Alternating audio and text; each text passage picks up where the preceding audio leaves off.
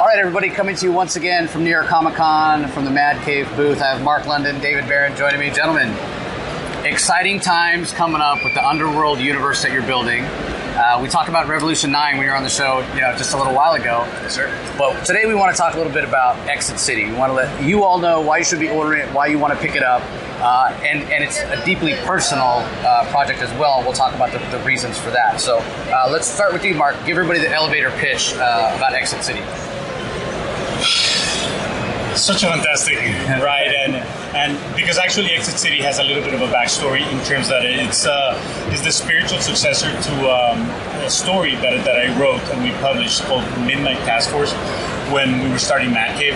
And at the time, that was a very personal story. Your main character battling out with a lot of demons in a, let's just say, dystopia sort of a city that he had to endure different challenges thrown at him left and right. So when the Underworld idea came, that it was like I always wanted to cross this universes. I was like, I need to bring back Ada McCormick for Exit City, and it's your man-made island, 200 miles away from the coast of California, made up by a bunch of millionaires. They've been policed by algorithm. Everything was supposed to go smoothly, but everybody's corrupt. Everybody's kind of like a very shady character. But you have Ada McCormick and you have Detective Miller kind of like thrown in the middle of stuff, and then this very brutal assassination happens that they need to solve it, and we're gonna lead you in a path of different twists and turns to this crazy world called Exit City. Yeah, so it was like sci-fi, but also kind of cop drama, mixed in monsters and just tons of action. Correct. Yeah. So just a wild ride. And when it comes to world building, David, you're doing the colors on it.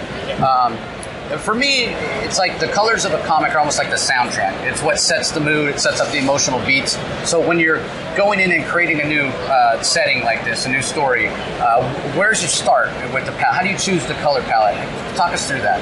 It's always interesting when you're starting a brand new project like a number one, and in a world that hasn't been established, and so you try to think about what emotional beats are we trying to bring to the palette. We want to bring the future.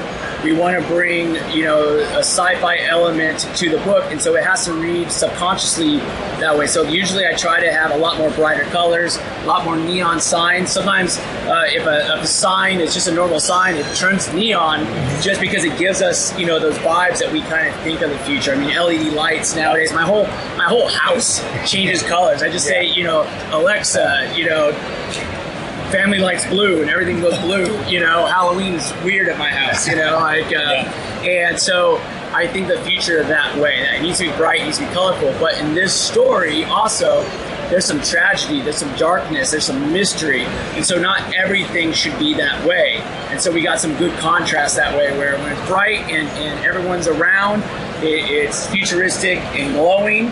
But when the detectives are doing their jobs, it's focused and a lot more real.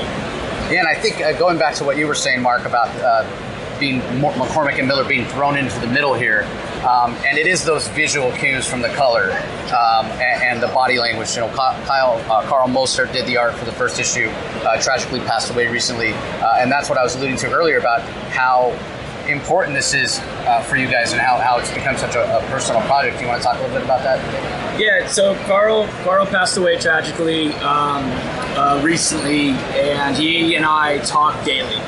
He was my partner on, as you know, some of my creator owns, working with him on Batman, working with him on other projects DC, and then Exit City came up, and we were thrilled to work on it. I mean, we truly are to world build again, to be a part of something that's new and that has not been done. And so him and I would talk intimately about how are we going to design this page. And I was brought in because we were friends. We were like studio mates, like old school Wildstorm days, where the artist and I were neck and neck, so we can build something special and bring Mark's words to life.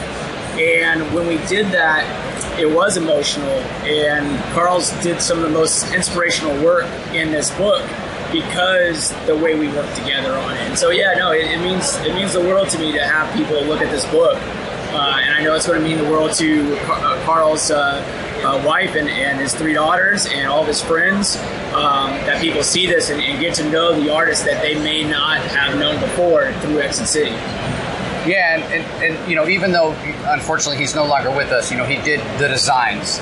He did, you know, the character designs and you know, help design. So even though you bring someone else in, you know, after you've used the art that Carl had already done, you still get to honor his legacy by continuing the designs, character designs, world designs, and that sort of thing. So how important was that to you, Mark?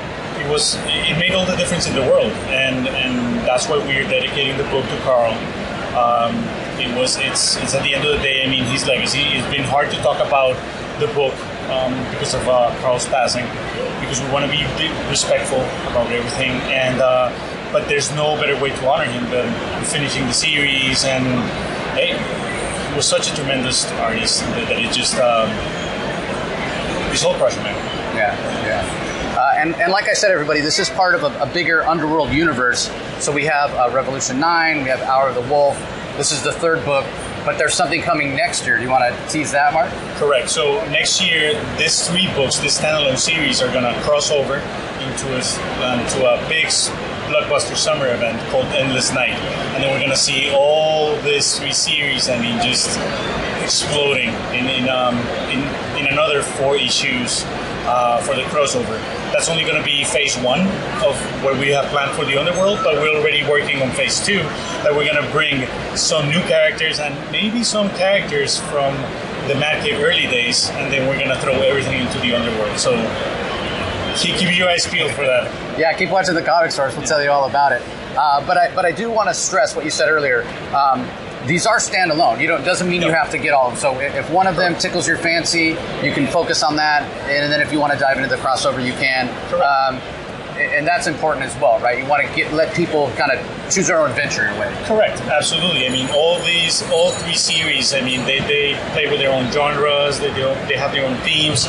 So whatever you're into, hopefully, I mean, then if you like one or you like 2 or you like all 3 of them, that doesn't mean that you're not going to be able to enjoy the crossover, and maybe you will read the crossover, experience it, and you'll be like, oh, okay, blown away by this, and then I want to go back and probably revisit one of the original series to get to know a little bit more of the characters, the setting, the world.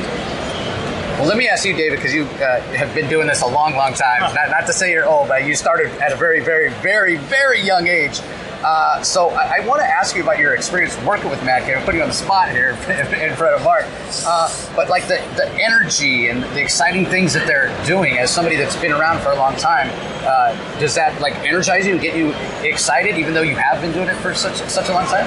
Yeah, I mean, as you know, I love comics. Yeah. I mean, I love the medium. People ask me, why comics, and it's because as a child, it gave me excitement, it gave me a positivity, and it made my life feel full, to be honest. And the colors, the characters, the larger than life, characters. And then I started early, and I learned about the people who make the comics. And I got to learn about people's individual desires to create worlds themselves, and they equaled my desire. Mad Cave is full of people that I've worked with in my 30 years. From Mike Martz, who we did with Jock and Scott Snyder, Batman and Black Mirror. We did, Mark Irwin and I shared the same role different times, art director in World of Warcraft TCG.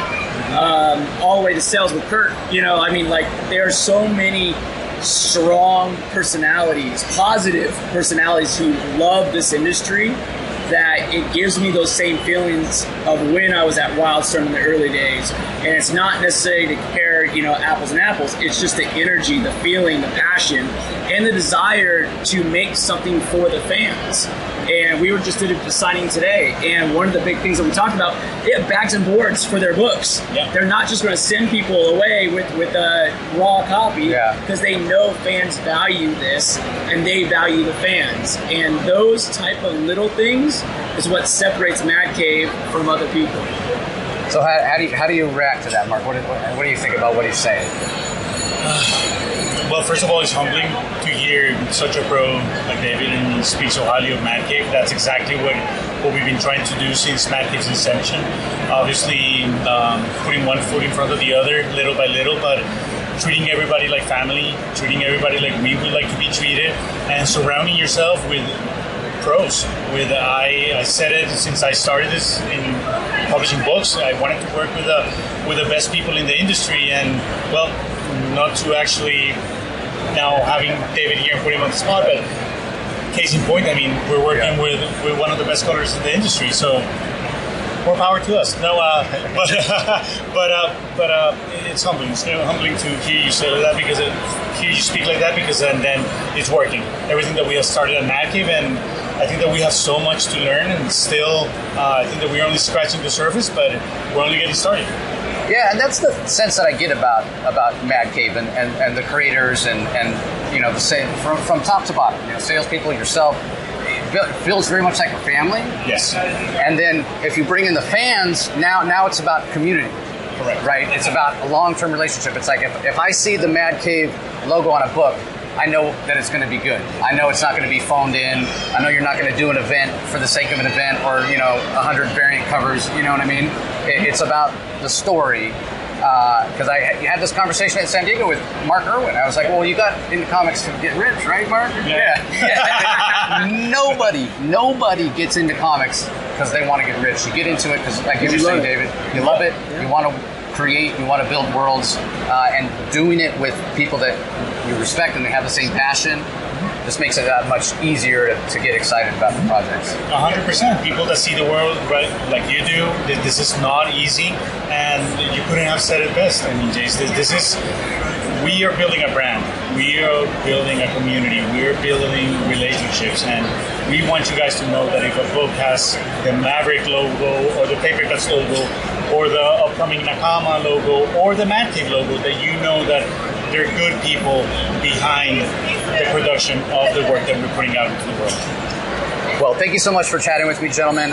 Remember, everybody, Exit City, I think it's coming out the first week of November. Yes. Stay tuned into the Comic Source. We'll be reviewing it, telling you all about it.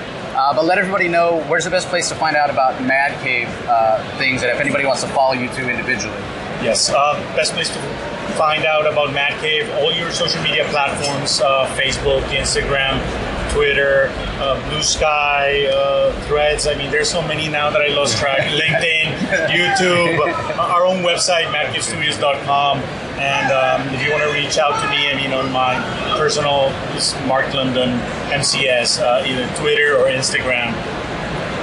Yeah, for me, I just started a new YouTube channel called The Process. It's on the Six Layers station, so you can watch me color. Rob Liefeld's Blood Wolf. Oh, wow. Jim Lee's Deathblow, Todd McFarlane's The Clown, and other people's work that are lesser known. It's just a place for me to kind of share the process of coloring. It's not a real tutorial. I think there's enough out there. It's just more, again, just to be part of that community. I'm on Instagram, Facebook, and X, and Google search. You'll find it all. DavidBarron.co is my website. But yeah. Great. And I'll put links to the social media, the Mad Cave website, and David's YouTube channel in the show notes, everybody. So if you're having trouble finding him, just go to the show notes and click there. So thanks for taking the time, gentlemen. Real pleasure. Thank you for having us.